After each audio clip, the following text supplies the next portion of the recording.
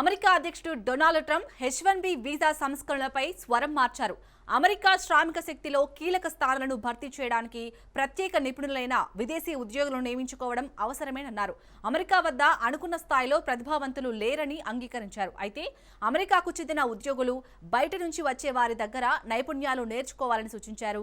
సరైన శిక్షణ లేకుండా తయారీ, రక్షణ రంగాల్లోని ముఖ్యమైన స్థానాల్లో నిరుద్యోగ అమెరికన్లను నియమించుకోలేమన్నారు.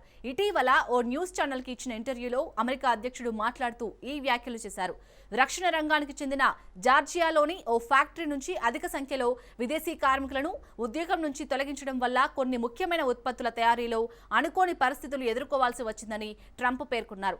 అమెరికన్ కార్మికుల వేతనాలను పెంచడానికి తాను మద్దతిస్తున్నప్పటికీ దేశంలో పారిశ్రామిక, సాంకేతిక రంగాలను మరింత ముందుకు తీసుకెళ్లాలంటే విదేశీ ప్రతిభను ఉపయోగించుకోవాల్సి ఉంటుందని పేర్కొన్నారు. సౌత్ కొరియా నుంచి వచ్చిన కార్మికులు బ్యాటరీలను తయారు చేయడంలో చాలా ప్రతిభ కలిగి ఉంటారన్నారు. అటువంటి పరిశ్రమలకు ప్రత్యేక నైపుణ్యం అవసరమని, శిక్షణ లేని దీర్ఘకాలిక నిరుద్యోగ కార్మికులతో ఆ స్థానాలను భర్తీ చేయలేమని స్పష్టం చేశారు. ట్రంప్ రెండోసారి అధికారంలోకి వచ్చినప్పటి నుంచి తీసుకుంటున్న నిర్ణయాలకు, ప్రస్తుతం మాట్లాడిన మాటలకు ఎంతో వ్యత్యాసం కనిపిస్తుంది. H-1B వీసాలపై ట్రంప్ తీసుకుంటున్న కఠిన నిర్ణయాలతో దేశంలో ఆయనపై పెరుగుతున్న వ్యతిరేకత, చట్ట సభ్యుల నుంచి వస్తున్న డిమాండ్ల నేపథ్యంలో తాజాగా చేసిన ఈ వ్యాఖ్యలు అధ్యక్షుడి వైఖరిలో కొంత మార్పును సూచిస్తున్నాయి.